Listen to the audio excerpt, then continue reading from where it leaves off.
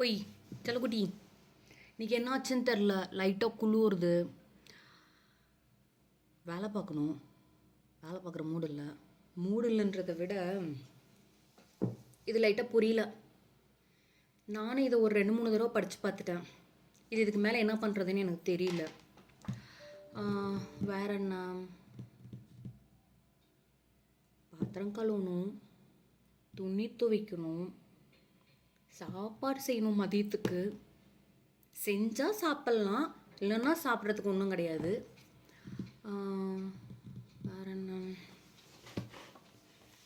குளிச்சிட்டேன் சரியா, குளிச்சாச்சு. வேற என்ன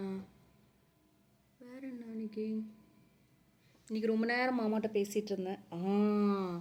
உங்ககிட்ட சொல்லணும்னு நினச்சது ஞாபகம் வந்துச்சு. என்ன தெரியுமா, நான் இப்போ ஸ்கூல் ஃப்ரெண்ட்ஸ்கிட்டலாம் பேச ஆரம்பித்தேன் சரியா. நேற்று நைட்டு கனவுல அதே மாதிரி வேலையும் கொஞ்சம் ஜாஸ்தி சரியா.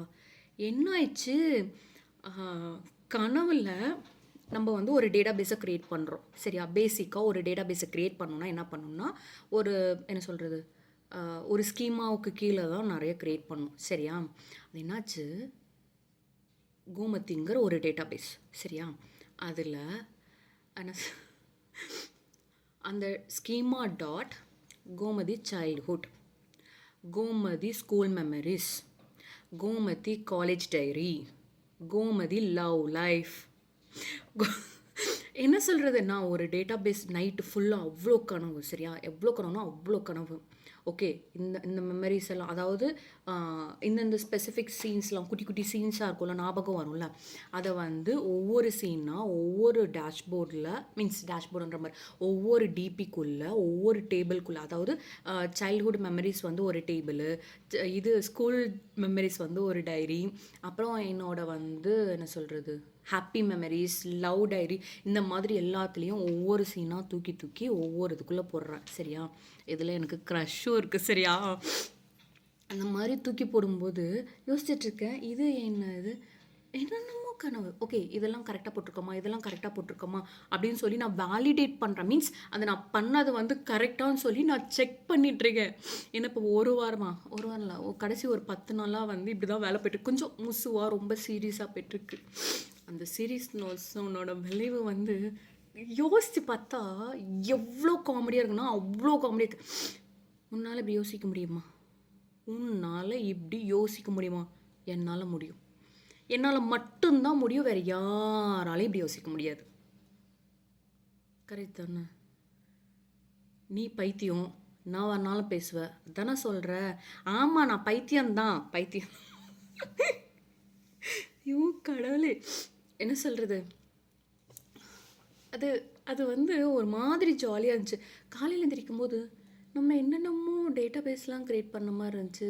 ஏன் மெமரிஸ்லாம், மீன்ஸ் நம்ம என்னென்னமோ யோசிச்சுட்டு இருந்தோம், ஸ்கூலை பற்றி யோசிச்சுட்டு இருந்தோம், காலேஜ் பற்றி யோசிச்சுட்டு இருந்தோம், இவங்க அவங்கன்னு சொல்லி என்னென்னமோ போட்டு கன்ஃபியூஸ் பண்ணி கடைசியில் வந்து நான் என்ன பண்ணேன்னு எனக்கே தெரில.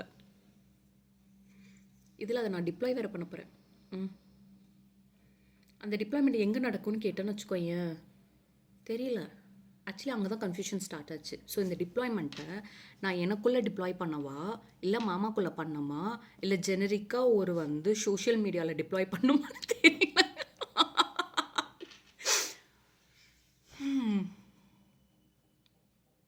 பைத்தியம் தானே சொல்கிறேன்.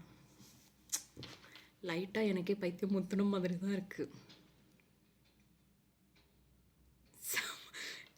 நிஜமாலுமே என்ன சொல்கிறதுன்னு எனக்கு சத்தியமாக தெரியல.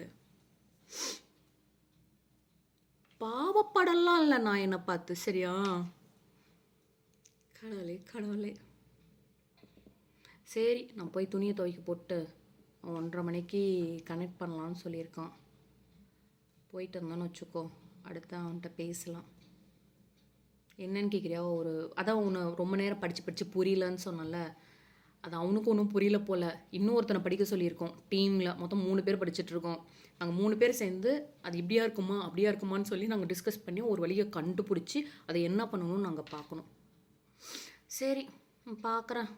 சரி, நம்ம போய் துணியை வந்து துவைக்க போட்டுட்டு வேறு ஏதாவது நான் பைத்தியக்காரத்தனமாக பண்ணால் நான் உனக்கு கண்டிப்பாக உங்ககிட்ட கால் பண்ணி நான் உன்கிட்ட பேசுகிறேன் சரியா. பாய்டா.